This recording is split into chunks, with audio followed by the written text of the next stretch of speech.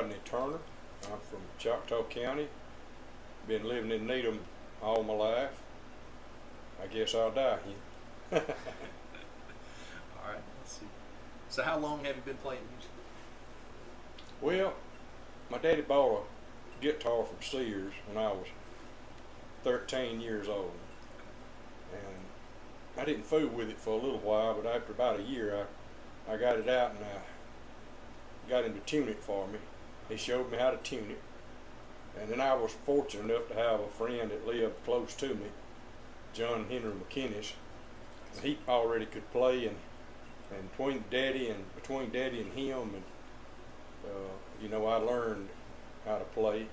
And my Uncle Billy Jackson, he was a big influence on me. He played and sang, and was a real good singer and player. And then I fortunate enough to have my best friend through the high school, Ricky Miller. He started playing, and I started playing together, so we played together, and that helped to have somebody that you could play with. Absolutely. And one thing led to another, and got in a little band, played in a few bands before I even got out of high school. The first nightclub I played in, I was probably 16. I ought not to admit that, but that's true. And Billy Tumley and the Good Timers. I played. There was a place over there somewhere in Marengo County called Mom's Country Kitchen.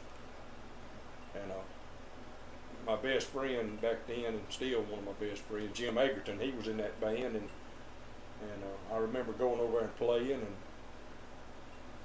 so that was probably the first band I ever played in, and we played off and on through the years with Billy Tumley. He was a real good singer and had a real good little country band, and of course I played at the VFW a lot back after that, around high school, a little bit after high school maybe, and had a little band there. Me and Jim played in it, Jim Egerton, and I don't know, I played it all through the years. Is that right? TISBA? TISBA, they TISBA? Finally folded up. That was a real good organization. It was really good. I'm sorry to hear that. Yeah, it was part of the Jimmy Rogers Festival, and I don't know, it just kind of fizzled out. Yeah, but I know they honored you, and I know it was a big part of things with you. Yeah, I saw the Hall of Fame. Yeah, they put me in the Hall of Fame, and there used to be people from all over the world. There used to be people from Australia, all over England, everywhere come every year to our TISBA big thing that we have, the Jimmy Rogers Festival. And I'm hoping one day we can get it started back.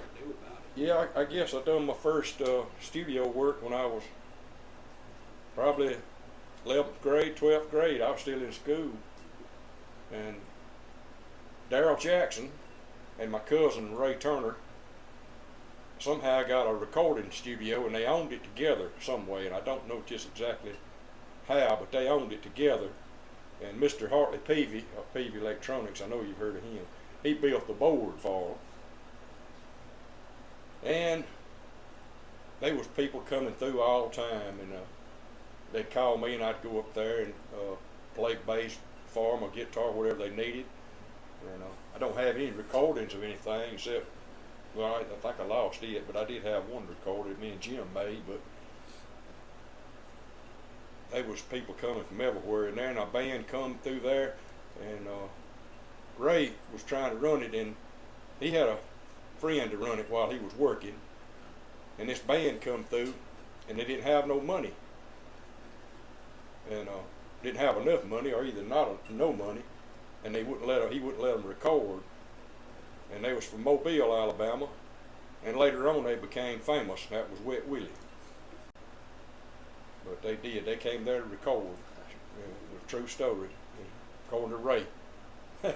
He's passed on a while back. I really miss him. He was probably one of my best friends, and my cousin, and my Sunday school teacher, and it's really been hard to accept him being gone, because it was unexpectedly and everything. But me and him talk about that old studio a lot of times. Started. You can still learn if you get older, but it's harder. and I don't know why. But you know how it is. It's like playing Same. baseball or you're a basketball player. You know, playing basketball. The more you play, the better you get, and the younger you are, the more you can remember. And that's why you need to start. Anybody wants to start playing, they always start at least by 13. You know, and my advice would be to music's a wonderful thing. It's just a wonderful thing. It's a good gift from God and all, I think. And it's just really good. I love it. I love bluegrass gospel and southern gospel. I like that. I mean, I love it all. You know.